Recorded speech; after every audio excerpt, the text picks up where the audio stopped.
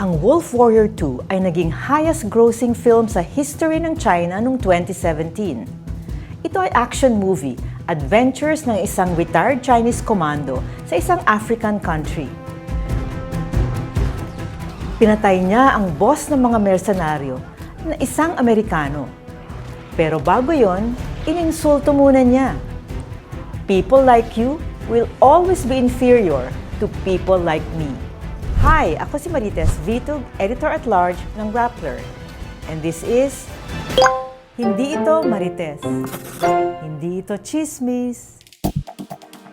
Fast forward to 2026. May mga wolf warrior tayo dito sa Pilipinas. Walang iba kung hindi mga Chinese diplomat. Simula noong December, sunod-sunod ang atake, insulto at pagbabanta ng Chinese Embassy sa ating mga opisyal mula senador hanggang sa spokesperson ng Coast Guard.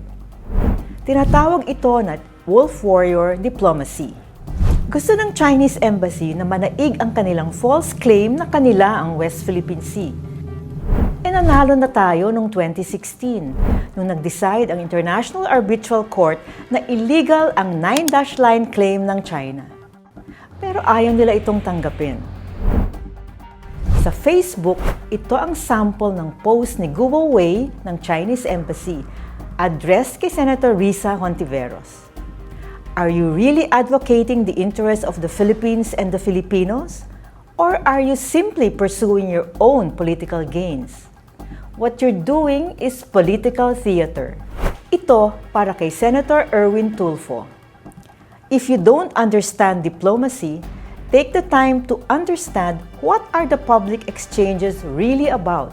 Otherwise, you risk becoming a source of ridicule. Ito naman kay Commodore J. Tariela, spokesperson on the West Philippine Sea ng Coast Guard. Don't knock on doors wantonly. In case your imagined trolls come to life, the buzz of insects will haunt you. Hindi lang Pilipinas ang biktima ng pambabastos ng mga Chinese diplomat. Japan din. Noong November, sumagot si Japanese Prime Minister Sanae Takaichi sa isang hypothetical question sa kanilang parliament. Sabi niya, ang paggamit ng military force sa Taiwan ay threat sa survival ng Japan at posibleng ma-involve ang Japan military sa anumang gulo sa Taiwan Strait. Ito ang now-deleted post sa X ng isang Chinese diplomat sa Japan. The dirty neck that sticks itself in must be chopped off. Grabe! Ang baba na nga ng trust natin sa China ayon sa mga survey, pero tuloy-tuloy pa rin ang pambabastos nila sa atin. Sige, Chinese Embassy, alienate us more.